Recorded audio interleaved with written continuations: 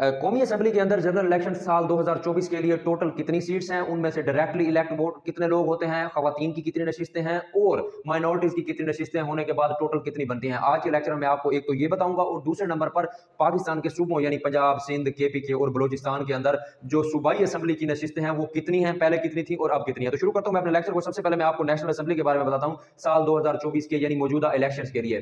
तो साल 2024 से पहले नेशनल असेंबली की जो टोटल सीट्स थी जहां से डायरेक्टली पीपल इलेक्ट होते थे वो 272 थी यानी 272, अब है 260 और टोटल सीट्स जो थी वो पहले थी 342, अब है 336 यानी कि 6 सीटें कम हुई हैं। तो शुरू करता हूं मैं सूबे वाइज जो है नेशनल असेंबली की सीट्स कितनी है और उनके अंदर वुमेन का कोटा कितना है वो बताता हूं। बलूचिस्तान की सबसे पहले मैं बात करता हूं। बलूचिस्तान में total number of general seats जो है वो 16 है। 16 जो लोग हैं वो वोट लेकर डायरेक्टली इलेक्ट होंगे और 4 जो है खवातीन की नशिस्तें हैं। तो बलूचिस्तान की हो गई 20। उसके बाद खैबर पख्तूनख्वा जो है उसकी डायरेक्टली इलेक्टेड कैंडिडेट्स की तादाद जो है वो 45 है और 10 नशिस्तें जो है वो वुमेन की है। तो टोटल हो गई 55। उसके बाद मैं पंजाब की तरफ आता हूं तो इसके जो जनरल सीट्स हैं वो 141 है और वुमेन की जो सीट्स हैं वो 32 हैं। पंजाब के अंदर पहले जो थी वो 143 थी तो अब 141 है, 2 नशिस्तें यहां से कम हुई हैं और टोटल सीट्स जो है पंजाब की पहले 183 थी अब हो गई है 173। उसके बाद मैं सिंध की बात करता हूं तो सिंध के अंदर 61 सीटें जो है वो MNA की डायरेक्टली इलेक्टेड हैं और उसके बाद 14 जो है वो खवातीन की मखसूस नशिस्तें हैं। तो टोटल हो गई 75। उसके बाद फेडरल कैपिटल यानी इस्लामाबाद की बात करें तो इस्लामाबाद में 2018 के इलेक्शन और 13 के इलेक्शन में MNA की 2 सीट्स होती थी,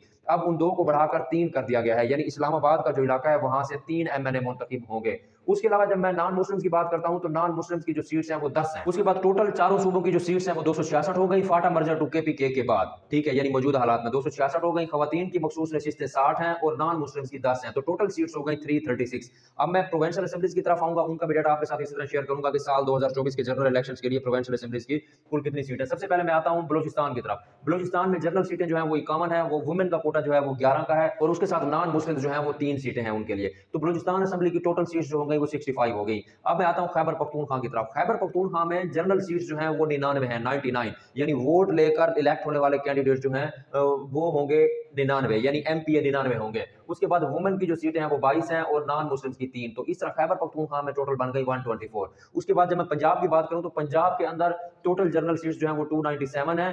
सीटें पंजाब की इसलिए ज्यादा है क्योंकि इसकी पॉपुलेशन ज्यादा है। सीटें जो है बेसिकली पॉपुलेशन वाइज होती हैं और वुमेन जो है वहां पर 66 है और नॉन मुस्लिम्स 8। तो पंजाब की टोटल नशिस्तें बन गई 371। अब मैं लास्ट में सिंध की बात करता हूं तो सिंध की जो जनरल नशिस्तें हैं 130 हैं और उसके बाद सिंध के अंदर वुमेन का जो कोटा है वो है 29 का और माइनॉरिटी का 9। तो सिंध के अंदर टोटल नशिस्तें जो हो गई सिंध असेंबली की वो हो गई 168। तो ये था मेरा आज का लेक्चर जिसमें मैंने आपको नेशनल के साथ साथ सूबाई असेंबलीज के भी मेंबरान की तादाद बताई। मिलते हैं अगले लेक्चर में। Thank you.